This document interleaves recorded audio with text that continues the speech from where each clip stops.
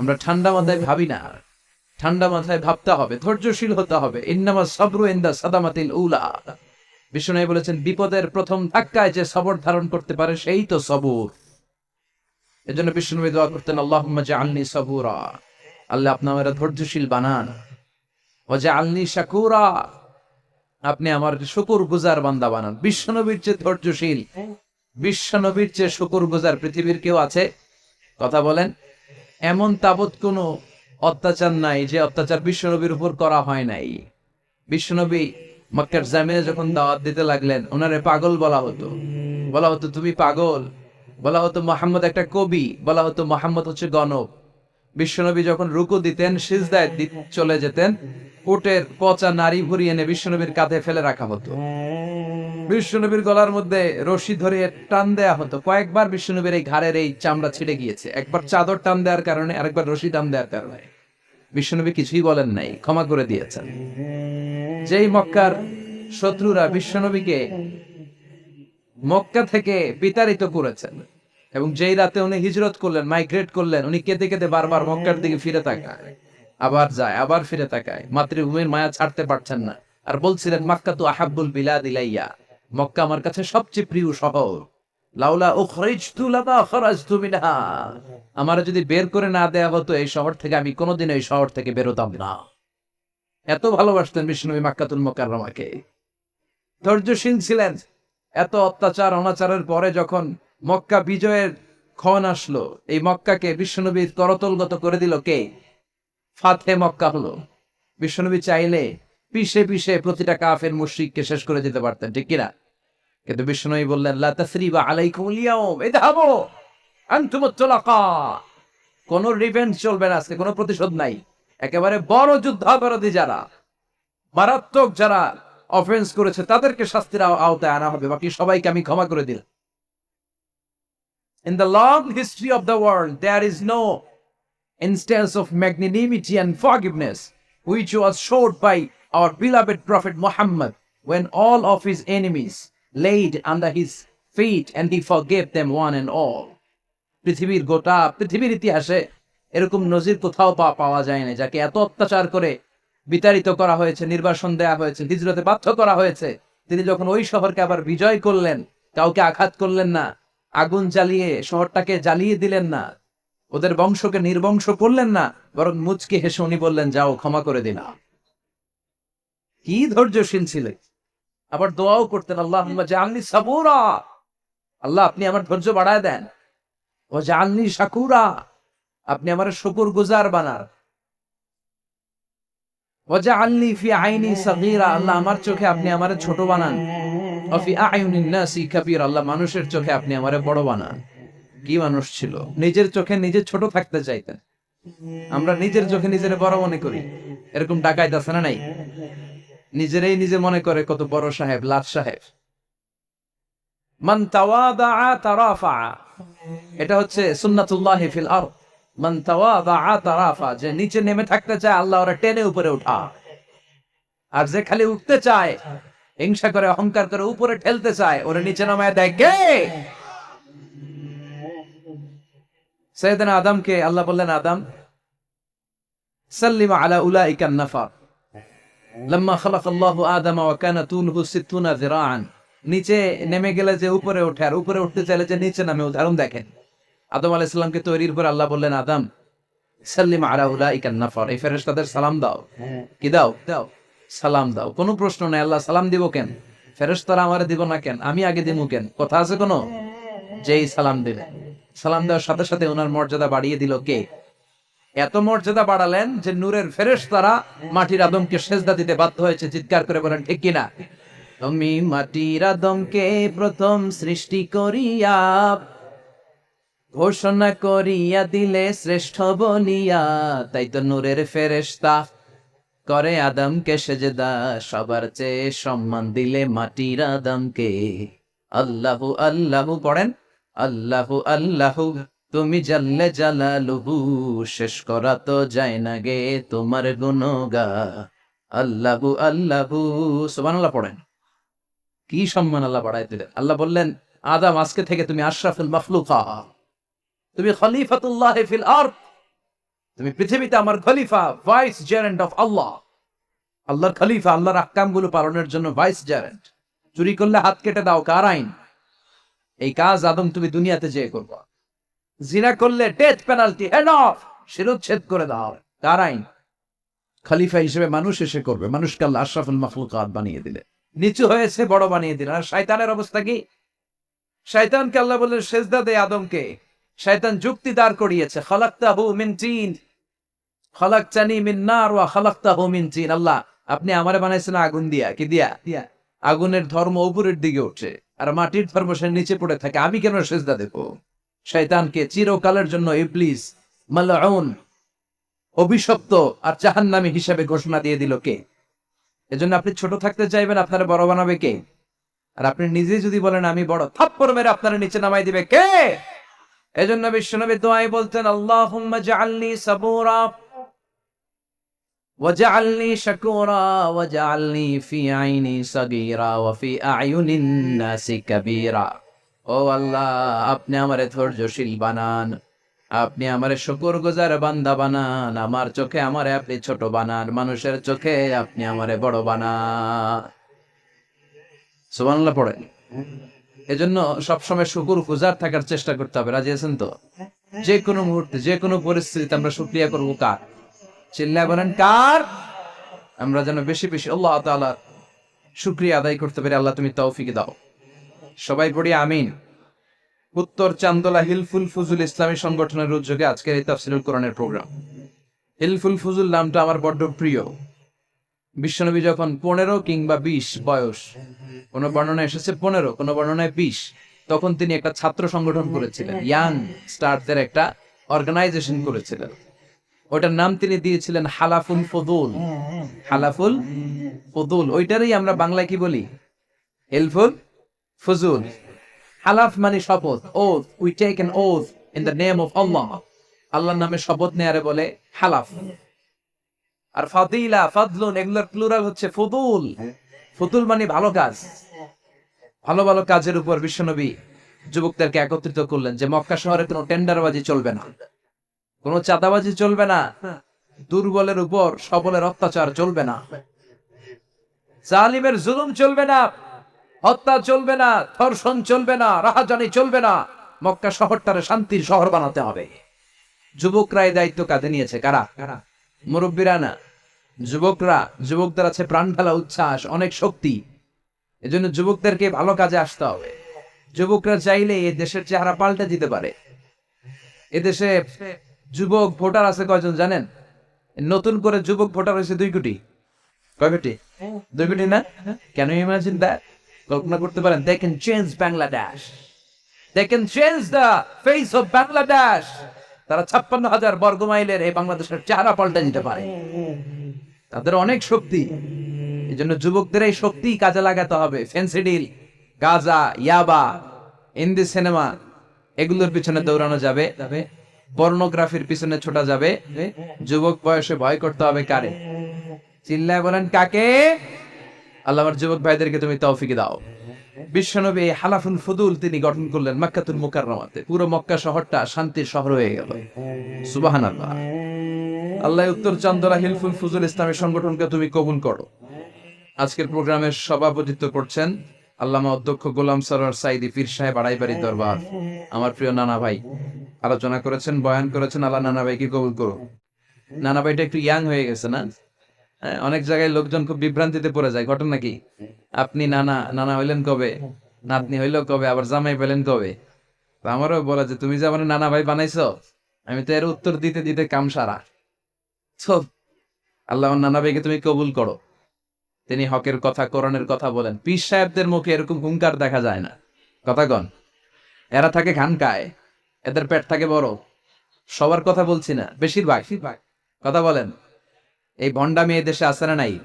দোদেল বান্দা কালমা চোরে, না পায় শ্মশান না পায় গোরে, দিন থাকিতে আয়রে পথে ছাইড়া দে ভণ্ডামি, ভণ্ডামি ভণ্ডামি ভণ্ডামি, ছাইড়া দে ভণ্ডামি।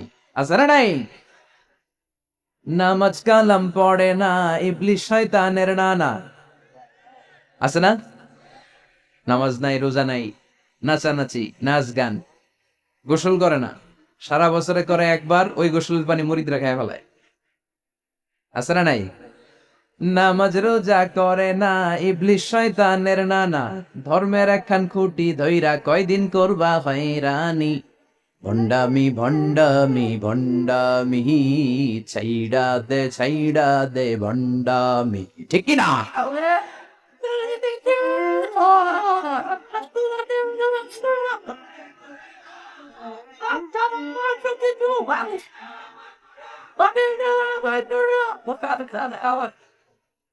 তো এই ভণ্ড পীর ও পীর, আমার নানা ভাইও পীর।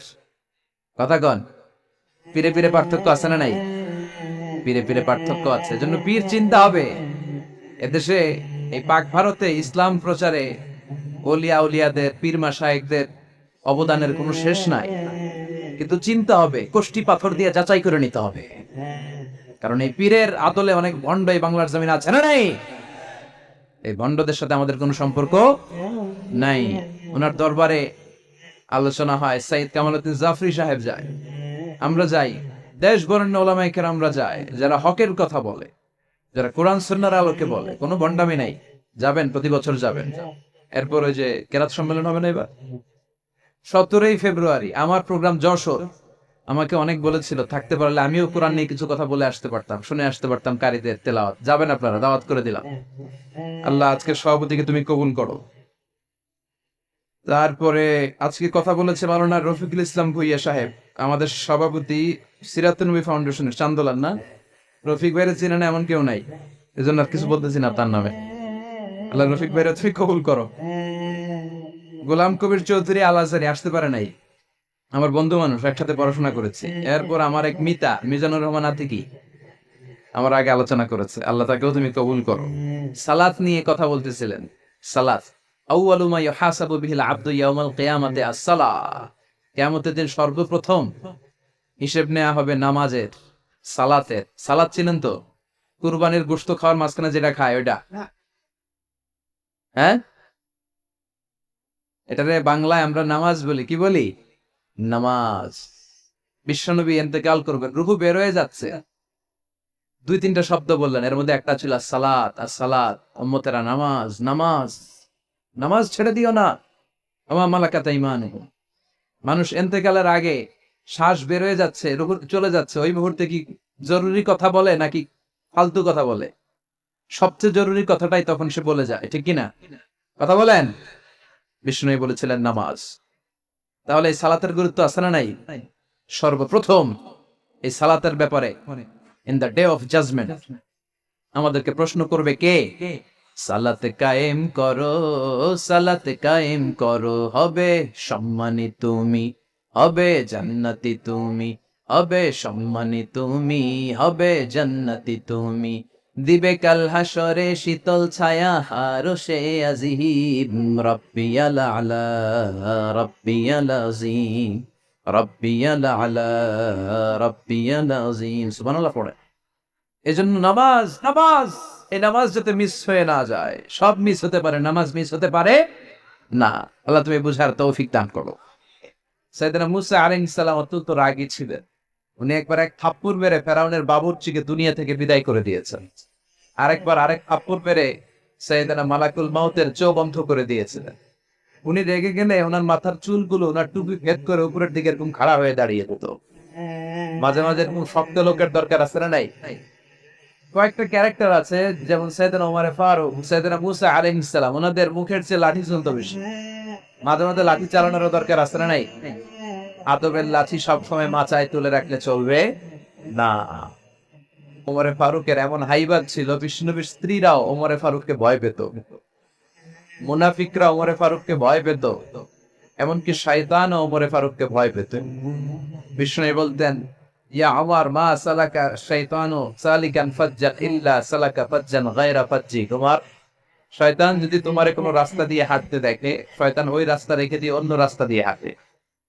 সুবহানাল্লাহ। রাস্তে বলেন, প্রভু তুমি বলেছ রাসূল দেবে না, বলনি দেবে না ওমর, বলনি দেবে না হামজা তারি, খালিদ বিজয়ী সমর, প্রভু তুমি বলেছ রাসূল দেবে না, বলনি দেবে না ওমর, বলনি দেবে না হামজা তারি, খালিদ বিজয়ী সমর, প্রভু তুমি বলেছ রাসূল দেবে না।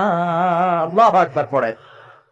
কি ওমরের ভার, মুনাফিকরা ভয় পাইতো, বিশ্বনবীর স্ত্রীরা ওনারা দেখে ভয় পেতেন, শয়তানও ভয় পেত। ওমরে ফারুকের অভ্যাস ছিল মুখের আগে লাঠি চলতো বেশি। সুবহানাল্লাহ পড়েন।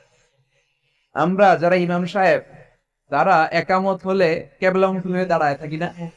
একামত চলতেছে, ইমাম সাহেব কোন দিকে দাঁড়ায় থাকে? কেবলামুখী। ওমরে ফারুক মুসল্লিদের দিকে হয়ে দাঁড়ায় থাকতেন, আর হাতে থাকতো একটা লাঠি। কি থাকতো? কাতারকে বাঁকা করতে পিঠায় সোজা করে দিতে, এই সোজা করো, ইস্তাউ আকিমু সুফুফাকুম ওয়া'তাদিলু। এই ছিলেন ওমর। এজন্য বিশ্বনবী বলতেন আশাদতুহুম ফি আমরিল্লাহি ওমর, আল্লাহর দ্বীনকে আল্লাহর জমিনে বাস্তবায়নের জন্য সবচেয়ে কঠোর সাহাবী হচ্ছে ওমর। সবাই আবু বকরের মতো হলে চলবে, আরহামু উম্মতি আলা উম্মতি আবু বকর, আমার উম্মতের মধ্যে সবচেয়ে রহম দিলের সাহাবী হচ্ছেন আবু বকর। সাইয়েদনা আবু বকরের দিলটা, হৃদয়টা এত নরম ছিল, উনি যখন নামাজে দাঁড়াতেন, উনি কান্নার কারণে তেলাওয়াতের আওয়াজ পিছনে মুসল্লিরা শুনতে পেত না।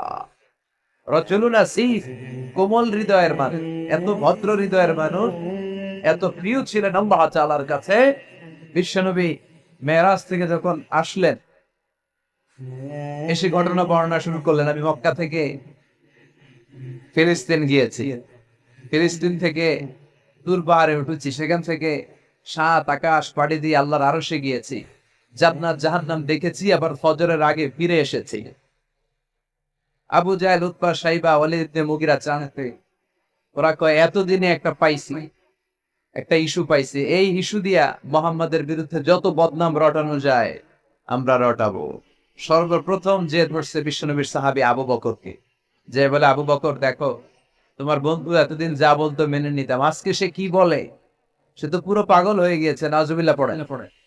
যেখানে মক্কা থেকে ফিলিস্তিন যেতে লাগে 15 দিন, ফিরে আসতে লাগে 15 দিন, যেতে আর আসতে লাগে 1 মাস, সে নাকি মাঝরাতে উঠে বাইতুল মুকাদ্দাস গিয়েছে, নবীদের নিয়ে ইমামতি করেছে নামাজের, আরো সে গিয়েছে, জান্নাত জাহান্নাম দেখেছে, আবার নাকি ফজরের আগেই চলে এসেছে। তা কেমন পাগলামির কথা বলো তো? সাইয়েদনা আবু বকর বললেন, আমার রাসূল কি আসলে এই কথা বলেছে? আবু জাহেল, উতবা, সাইবা বলে, হ্যাঁ, তোমার নবী, তোমার মুহাম্মদ এই কথাই বলেছে। সাইয়েদনা আবু বকর বলেন, বিশ্বনবী যদি এটা বলে থাকেন তাহলে বিশ্বনবী সত্য বলেছে। আমার নবী বলে থাকলে সত্য বলেছে, তিনি মিথ্যা বলতে পারে? as-sadiq al-amin, সত্যবাদী, the trust of the personality, সবচেয়ে বিশ্বাসী মানুষ, তিনি কখনো মিথ্যা বলতে পারে? বিশ্বনবী বললেন, আবু বকর আনতা লাস্তা আবু বকর ফাকাত, তুমি আজকে থেকে শুধু আবু বকর নও, আজকে থেকে মিনাল ইয়াউম আনতা আবু বকর as-সিদ্দিক, তুমি আজকে থেকে সত্যবাদী আবু বকর। সেদিন থেকে তিনি as-সিদ্দিক উপাধি পেয়েছেন। সিদ্দিক মানে যিনি সত্য গ্রহণে, সত্য প্রকাশে, সত্যের ব্যাপারে আপোষহীন। সুবহানাল্লাহ পড়েন। কিন্তু সাইয়েদনা আবু বকর ছিলেন তুমুল হৃদয়ের অধিকারী, তার বিপরীতে সাইয়েদনা ওমরে ফারুক ছিলেন শক্ত হৃদয়ের অধিকারী। এজন্য দুইটারই দরকার আছে, তাইলেই ব্যালেন্স হয়। সবাই নরম হইলেও চলবে না, আবার সবাই গরম হইলেও চলবে না, ঠিক কি না? দুইটার মাঝামাঝি থাকার দরকার আছে না নাই? এজন্য মারামারি করতে পারবেন, কিন্তু এটা করতে হবে ইসলামের পক্ষে। কথা বলেন। আল্লাহ বলে ফাদরিবু ফাওকাল আনাক, গারের উপরে মারো, ফাদরিবু মিনহুম কুল্লা বানান, আর গিরায় গিরায় মারো। কোথায় মারতে হবে? গারের উপরে আর গিরায় গিরায়। তবে এটা নিজেদের মধ্যে এই মারামারি করলে চলবে না। ইসলামকে প্রতিষ্ঠা করার জন্য, কালেমার বাণীকে সুউচ্চ করার জন্য যদি মারামারিরও প্রয়োজন হয়, আমরা মারামারি করতে রাজি আছি না?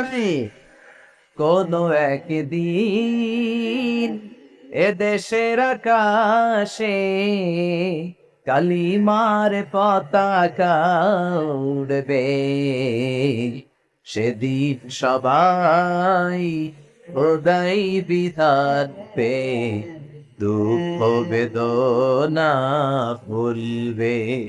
কোন একদিন এ দেশের আকাশে কালিমার পতাকা উড়বে, সেদিন সবাই খোদাই বিধান পে দুঃখ বেদনা বলবে, ঠিক কিনা?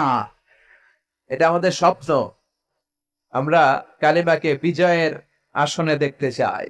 আর মুমিনকে বিজয় দান করে কে? চিল্লায় বলেন কে?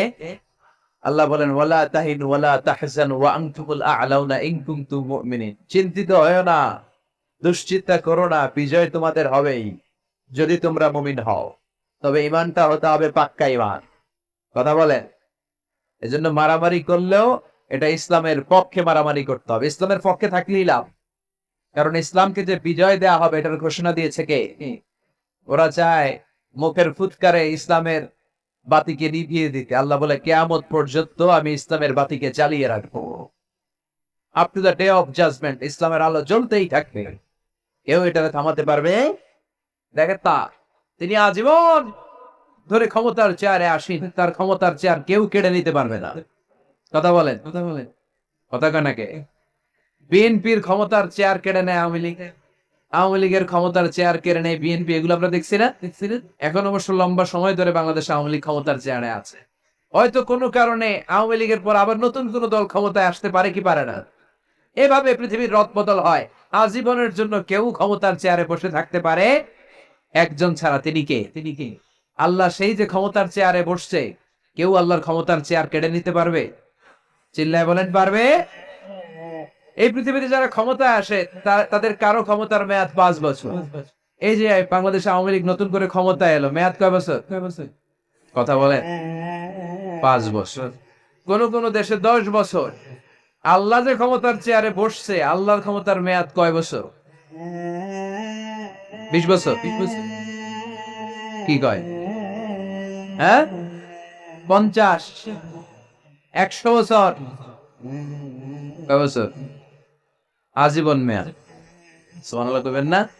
হুয়াল আউয়ালু ওয়াল আখিরু ওয়াল যাহিরু ওয়াল বাতিন ওয়া হুয়া বিকুল্লি শাইইন আলীম।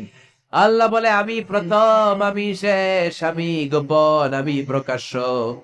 আমি চিরকালের জন্য ক্ষমতার চেয়ারে বসেছি, কোনদিন এই চেয়ার আমি ছাড়বো না। ঠিক কি না? উনি আজীবন ক্ষমতার মালিক, উনি শুরু থেকে আছেন, শেষ পর্যন্ত থাকবেন। সুবহানাল্লাহ পড়েন। আমার কথা কি বোঝা যাচ্ছে? বুঝতে পারতেছেন?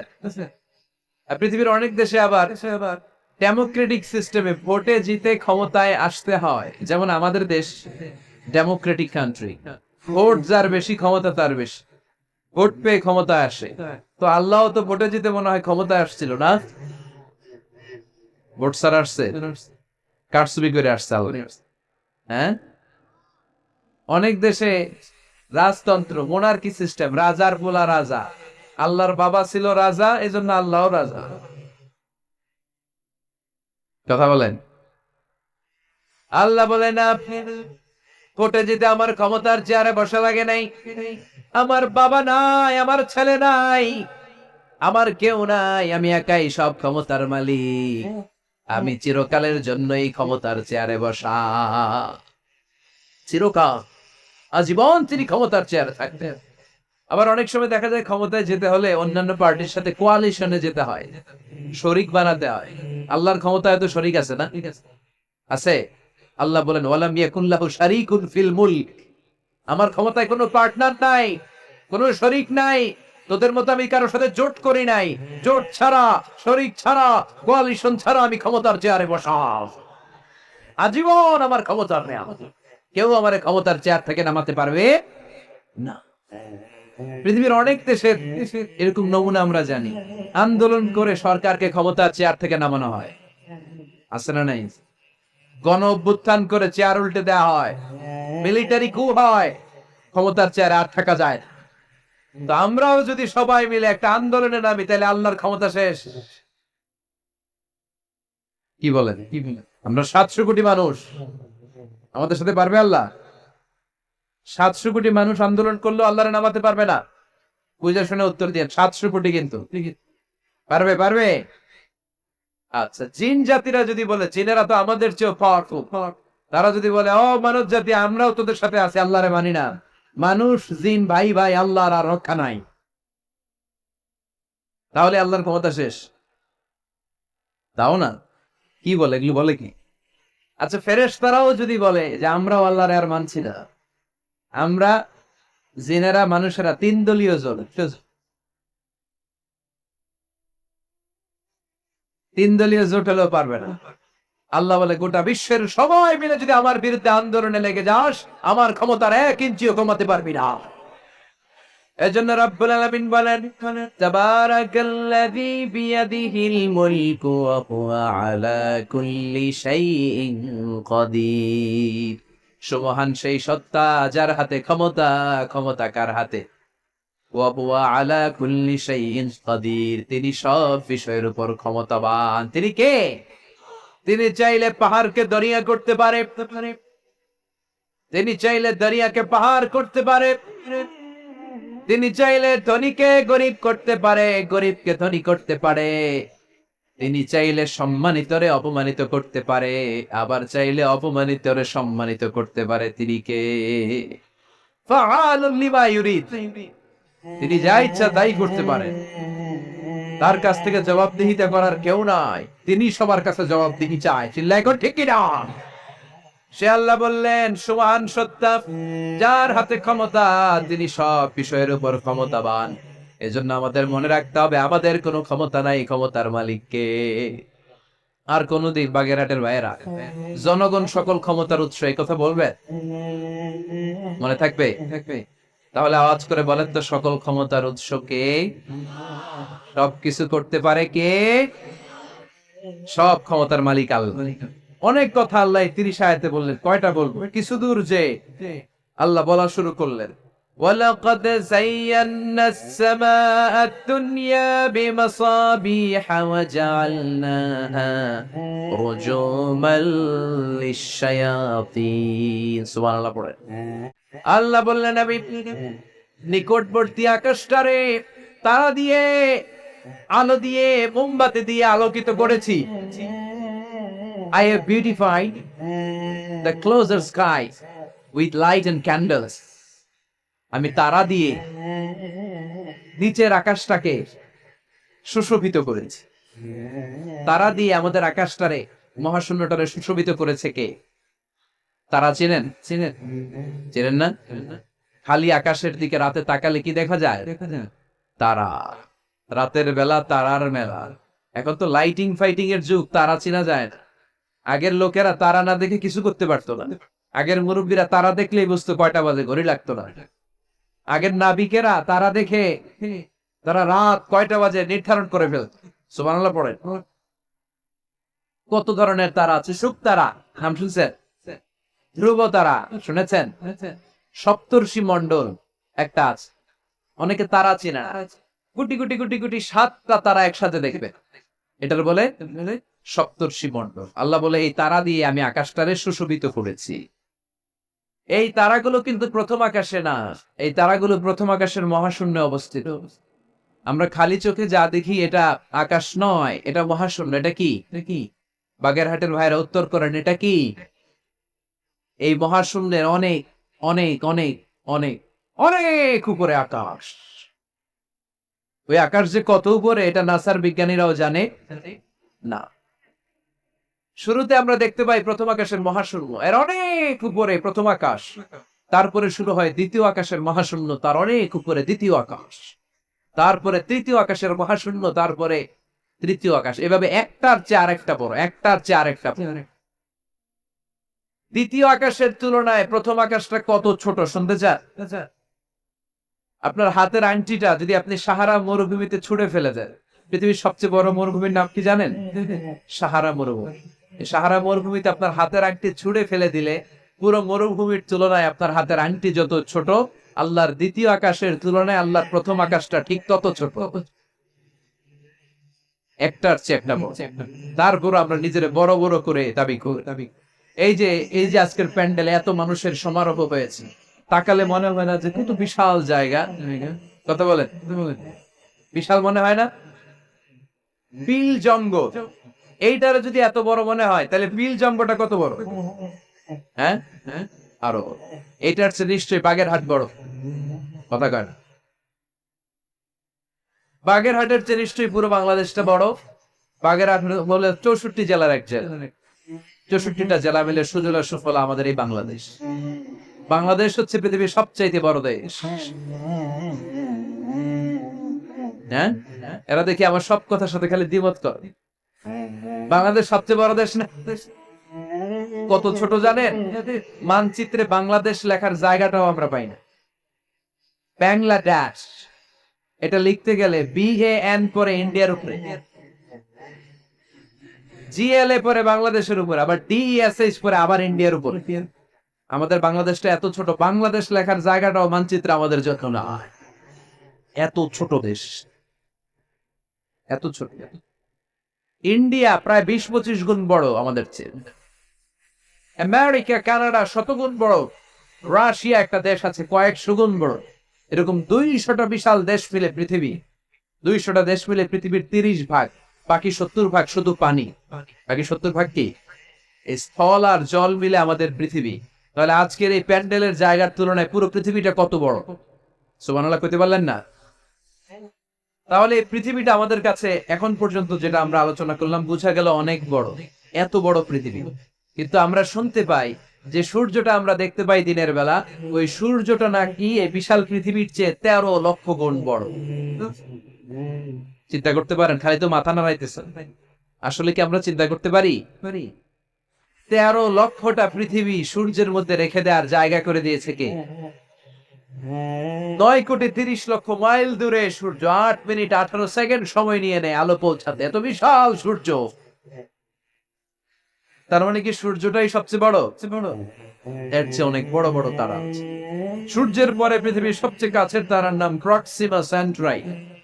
গুগল করলে দেখবে যে কত তারা। এরপরে Alpha Centauri A, Alpha Centauri B, এভাবে তারা শুরু। এটা ক্যারিনা, ব্যাটেলজিউস। যে সূর্য পৃথিবীর চেয়ে 13 লক্ষ গুণ বড়, ব্যাটেলজিউস নামে একটা তারা আছে, ওই তারা সূর্যের চেয়ে 33 কোটি গুণ বড়। তার মানে কি ব্যাটেলজিউসই সবচেয়ে বড় তারা? এটা ছোট্ট সাইজের তারা। এইটার চেয়েও কত হাজার কোটি গুণ বড় তারা যে মহাশূন্যে আছে তার কোন ইয়ত্তা আমাদের নাই।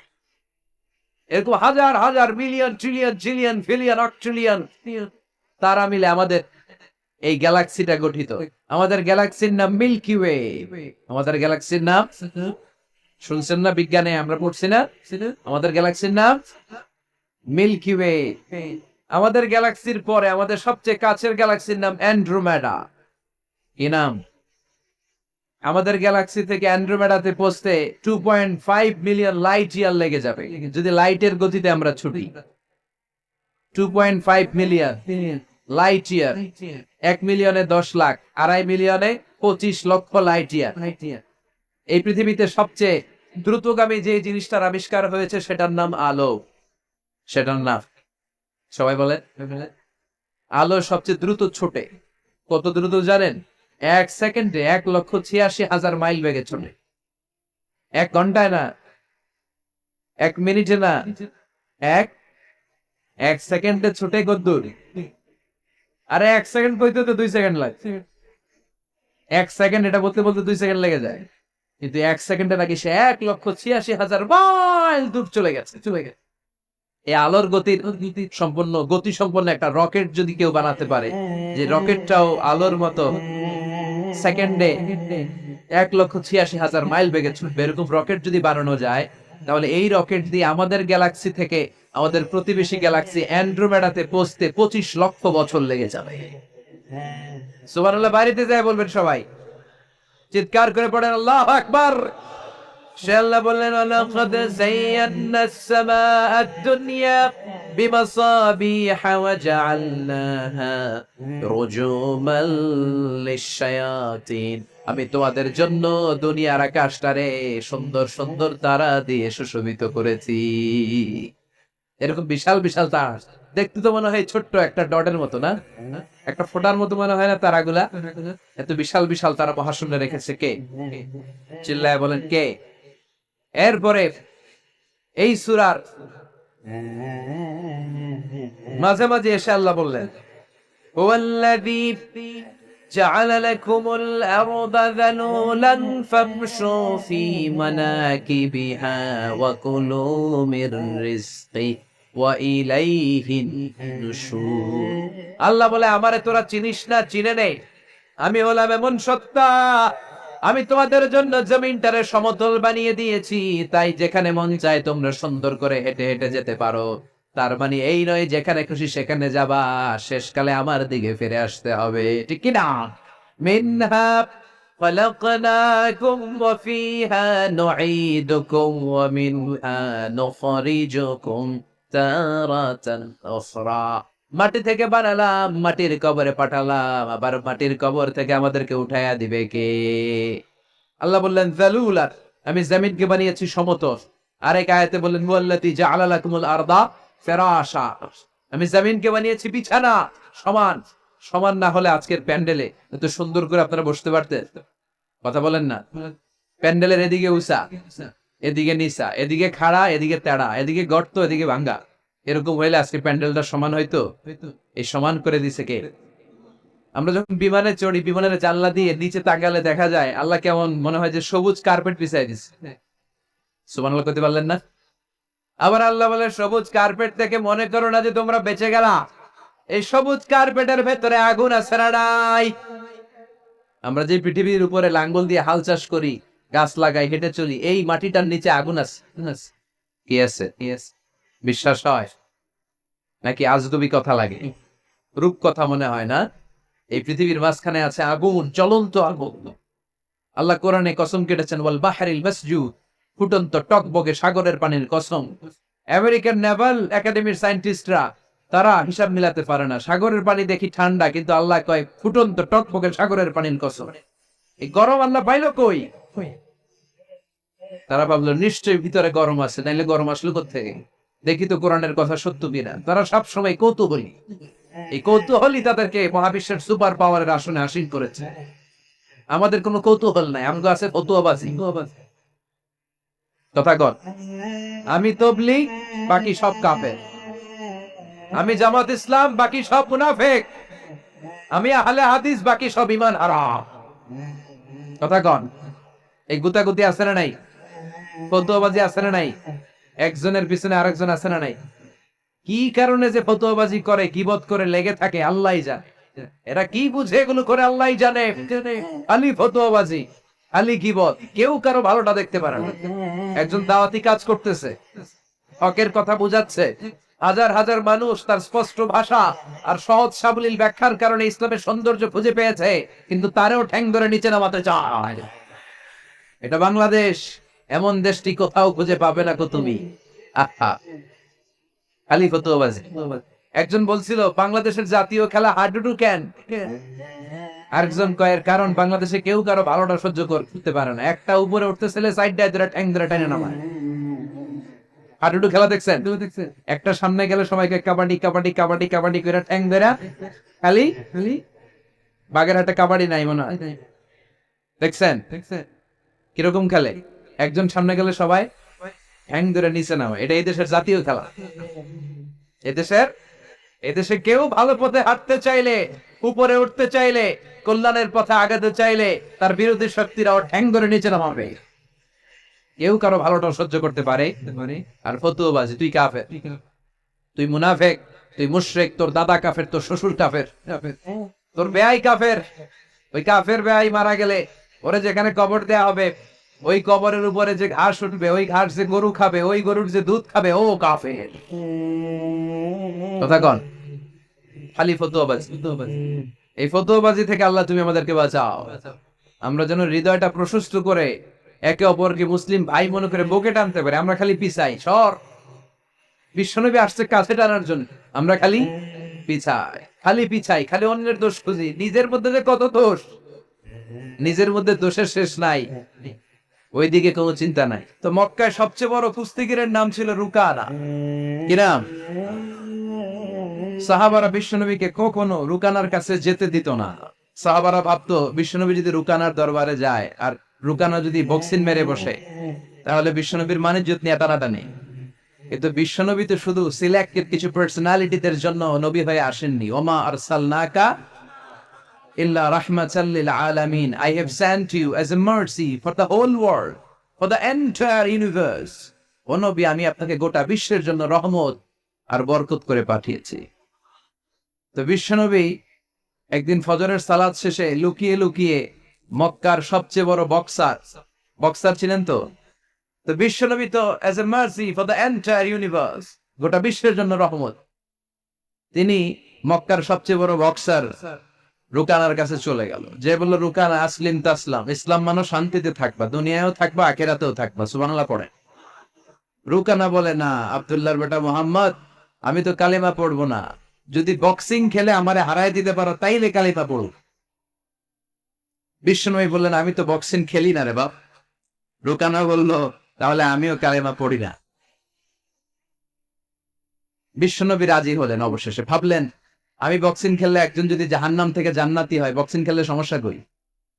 কি রহমতের নবী, কি অ্যাটিটিউড, কি পজিটিভনেস, কি প্রোঅ্যাক্টিভনেস, অলওয়েজ প্রোঅ্যাক্টিভ, সব সময় ইতিবাচক চিন্তা করতে। নেতিবাচক চিন্তা কারে বলে বিশ্বনবী জানতোই না, সুবহানাল্লাহ পড়ে। বিশ্বনবী রাজি হলেন। এবার বক্সিং খেলার পালা। রুকানা হাফ প্যান্ট পরে গায়ের মধ্যে জাইতুনের তেল মেখে এভাবে লাফাচ্ছে। আপনারা রেসলিং খেলা দেখছেন? তেল মেখে পজিশন নেয় মারার জন্য প্রতিপক্ষকে। তো বিশ্বনবী তার পজিশন নেয় না, বিশ্বনবী দাঁড়িয়ে আছেন। রুকানা বলল, মোহাম্মদ, আমি লাফাচ্ছি, তুমি লাফাও না কেন? তুমিও লাফাও। বিশ্বনবী বললেন, না আমি লাফাই না, কারণ আমি সেলাইবিহীন লুঙ্গি পরি। সেলাই ছাড়া লুঙ্গি পরে যদি কেউ লাফায়, বাতাসে সতর খুলে যাওয়ার সম্ভাবনা আছে না নাই? কি লাজুক নবী ছিলেন, কেউ বিশ্বনবীর লজ্জাস্থান জীবনেও দেখে নাই। হালিমাতুস সাদিয়ার বাড়িতে যখন বিশ্বনবী থাকতেন, হালিমাতুস সাদিয়া 5 বছর এই কুরাইশি মোহাম্মদ ছেলেটাকে লালন পালন করেছে। হালিমাতুস সাদিয়া বললে, এই 5 বছরের ব্যবধানে কোনোদিন কুরাইশি মোহাম্মদরে কাঁদতে দেখি নাই। ক্ষুধা পেলেও ছেলেটা কাঁদতো না, ব্যথা পেলেও কাঁদতো না, শুধু লজ্জাস্থানের জায়গা থেকে কাপড়টা সরে গেলে শিশু মোহাম্মদ চিৎকার দিয়ে উঠত। এবার মারামারির পালা। রুকানা বলে, মোহাম্মদ তুমি মারো। বিশ্বনবী বললেন, তুই মার, কারণ আমি মানলে ওই মায়ের হজম করার ক্ষমতা তোর নাই। বিশ্বনবীর এক হাতে জান্নাতে 40 জনের শক্তি ঢুকায় দিছে কে? তো বিশ্বনবী মাইট দিলে এটাও হজম করতে পারবে? কথা কন, পারবে না। এখন রুকানাও মারে না, বিশ্বনবীও মারে না, খেলাও শুরু হয় না। বিশ্বনবীও মারে না, রুকানাও মারে না, খেলাও শুরু হয় না। এখন রুকানা বলে, মোহাম্মদ তুমি মারো। বিশ্বনবী মারে নাই, কিন্তু বিশ্বনবী ওনার ডান হাত মোবারক, কি নরম হাত, সফটার দেন সিল্ক, সিল্কের চেয়ে নরম ছিল। ওয়াকানা কাফুহু আবিয়াদু মিনাদ দিবাজ, সফটার দেন সিল্ক, রেশমের কাপড়ের চেয়েও বিশ্বনবীর হাতের তালু সফট ছিল। এই হাতটা দিয়ে বিশ্বনবী রুকানার ডান কাঁধে এভাবে টাচ করলেন, মারে নাই, খালি বলছে, রুকানা এত লাফাস কেন? টাচ করার সাথে সাথে রুকানা বেহুশ হয়ে জমিনে পড়ে যায়। সবাই তো অবাক, ঘটনা কি, কি মিরাকেল, কি অলৌকিকত্ব। পানি ঢেলে রুকানারে হুঁশ ফিরানো হয়েছে। সবাই বলে, রুকানা তুই তো অনেক বড় পালোয়ান, আব্দুল্লাহর বেটা মোহাম্মদ ঘুষিও দিল না, লাথিও মারলো না, বেহুশ হইলি কেন? রুকানা বলে, আরে তোরা তো দেখোস নাই, তোরা দেখেছিস মোহাম্মদ হাত দিয়ে ধরেছে, আমার মনে হয়েছে বিশাল পাহাড় এসে কাঁধে চেপেছে। এজন্য ইসলামের অ্যাটিটিউড হচ্ছে ডিফেন্সিভ, আগে মারে না। আল্লাহ বলেন, ওয়া রাব্বাকা ফাকাব্বির, glorify the name of your lord, তোমার প্রভুর নামের বড়ত্বের ঘোষণা দাও। আসলে আমরা আল্লাহর নামের বড়ত্বের ঘোষণা দেই। আমরা ভাগাভাগি করে 3টা তাকবীর পড়ব। প্রথম তাকবীর পড়বেন যারা বিবাহিত আছেন তারা, দ্বিতীয় তাকবীর অবিবাহিত যারা তারা, তৃতীয় তাকবীর সবাই মিলে। রাগ করতেছেন? বিবাহিত কারা কারা আসছেন দেখি তো? মাশাআল্লাহ, আমিও আছি আপনাদের দলে, মশির ভাইও আছে ইনশাআল্লাহ। আদনামান, অবিবাহিত কারা কারা আসছে দেখি? এই 1 হাত করে তোল। সংখ্যা বাড়ানোর জন্য 2 হাত তুলতেছে। মাশাআল্লাহ, এরাও কম না, স্টেজেও আছে 2-1 জন। আল্লাহ এদেরকে তাড়াতাড়ি ডাবল বানায় দাও।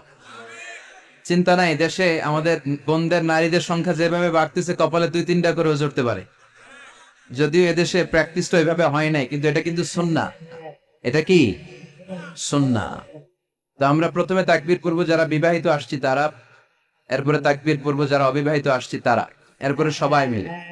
তো আমি লিল্লাহি তাকবীর বললে আপনারা শুরুতে যারা বিবাহিত ভাইয়েরা আছেন তারা তাকবীর পড়বেন। এটার উদ্দেশ্য হচ্ছে আপনাদেরকে একটু প্রাণবন্ত করে তোলা, আপনাদের জীবনী আসলে, জড়তা আসলে, কাপুরুষতা এগুলো ছেড়ে ফেলে দিয়ে যাতে কোরআন শোনার জন্য আমরা রেডি হয়ে যাই।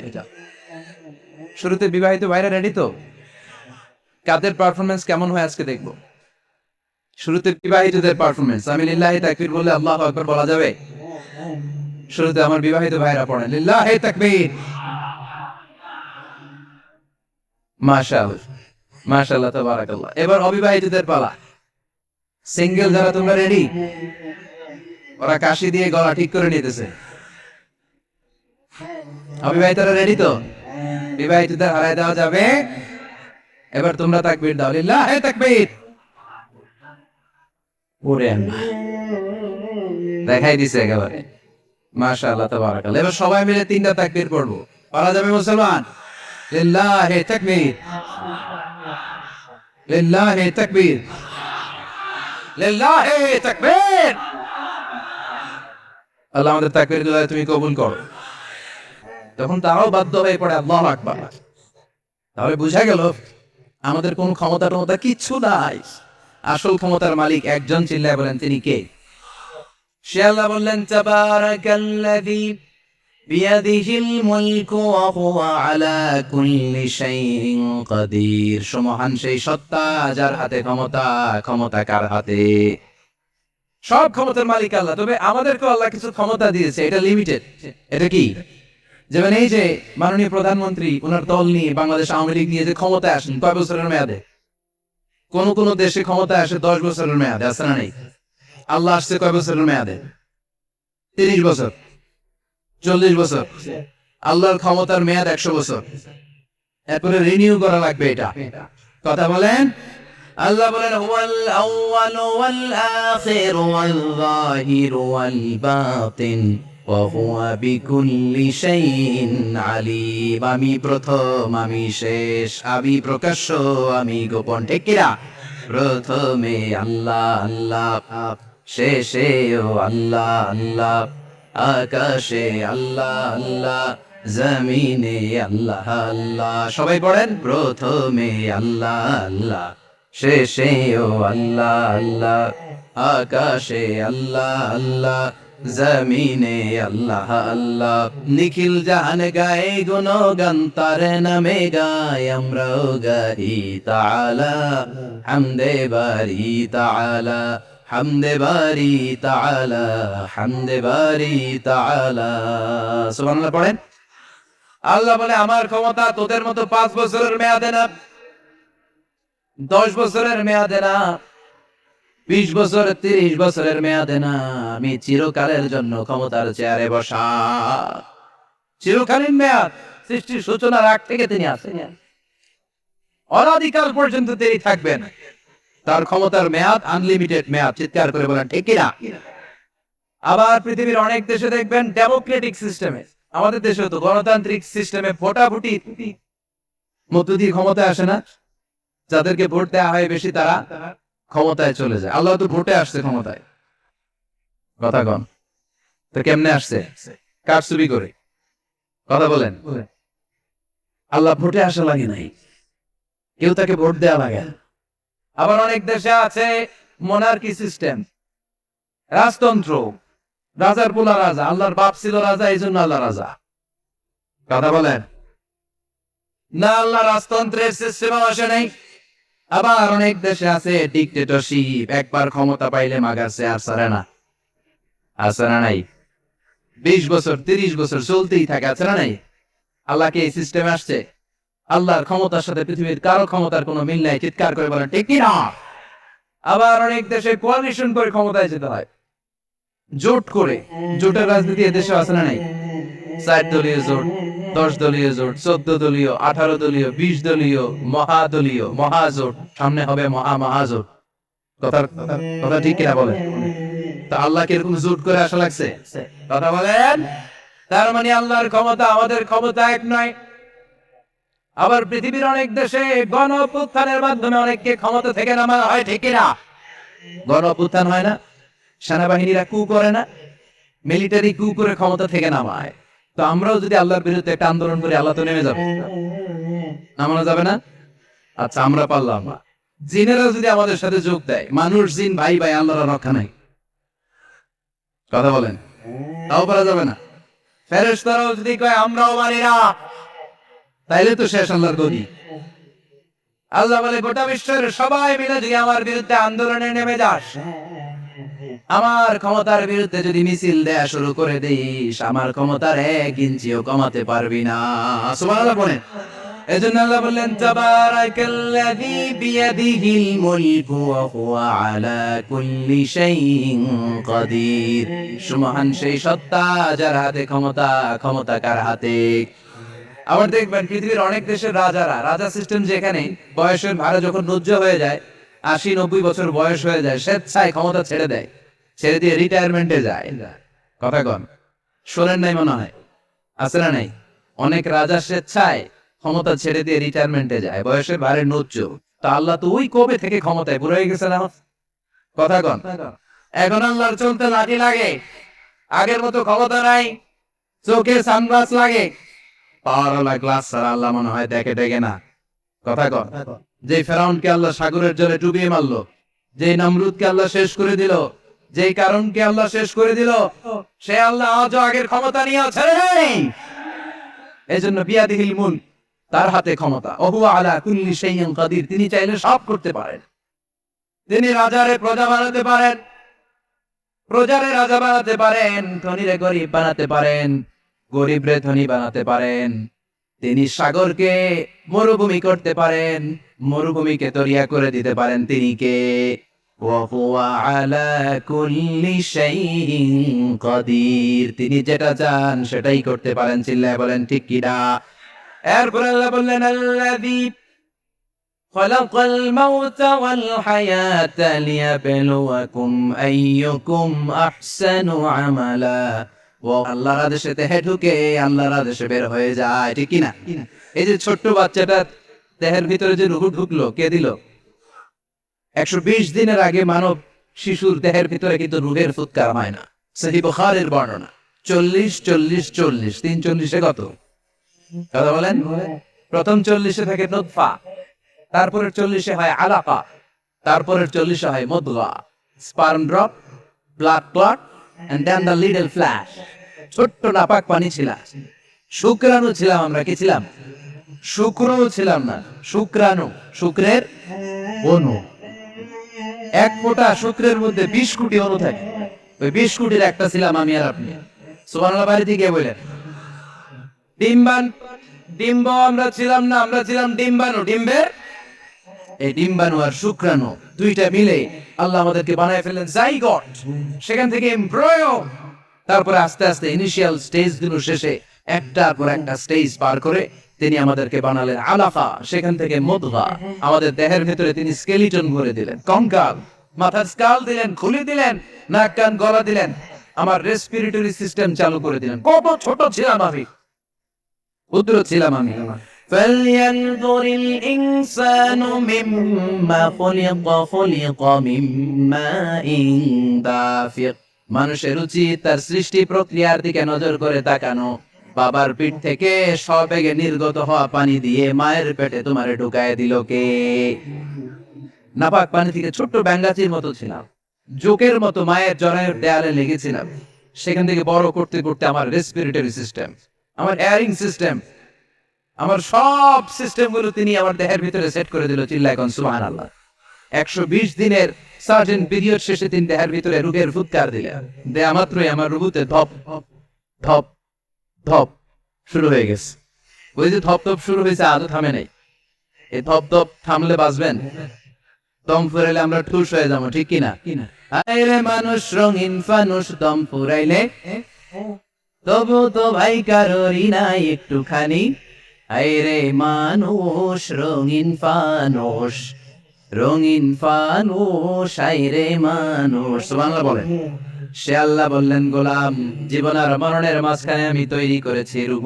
পৃথিবীর বিজ্ঞানীরা সব বানাতে পারে, কম্পিউটার বানাতে পারে, প্লেন বানাতে পারে, হেলিকপ্টার বানাতে পারে, রকেট বানাতে পারে, কিন্তু গোটা বিশ্বের সব বিজ্ঞানীরা মিলে কি রূহ বানাতে পারে নাকি? কথা বলেন। গত বছর সোফিয়া নামে একটা রোবট আসছিল না? কথা কন। ওটা মাথা উঁচু করে নিচু করে কথা বলতে চায়, মানুষের মতো হতে চায়, আসলে কি মানুষ? ওটার মধ্যে কি রূহ আছে?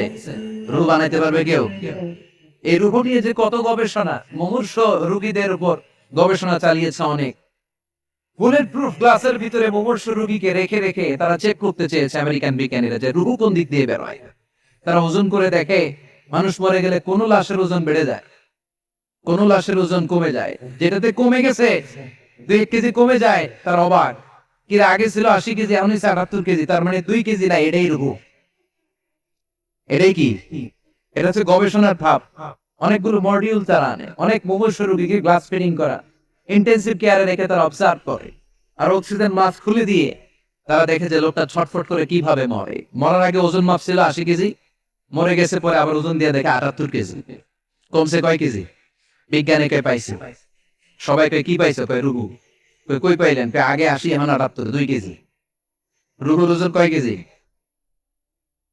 তো বিজ্ঞানীদের সিস্টেম হচ্ছে যে কোনো একটা বিষয়ের উপর গবেষণা চালালে তার পূর্ণাঙ্গ ডিসিশনে পৌঁছতে পারে না। They couldn't jump to the final conclusion just on one module, based on one module. They cannot do it. তাদের অনেকগুলো মডিউল আনতে হয়। তারা আবার নমুনা আনলো আরেকটা, মুমূর্ষ রোগী, অক্সিজেন চেম্বার লাগানো, মাস্ক লাগানো, এটা খুলে ফেললে মরে যাবে।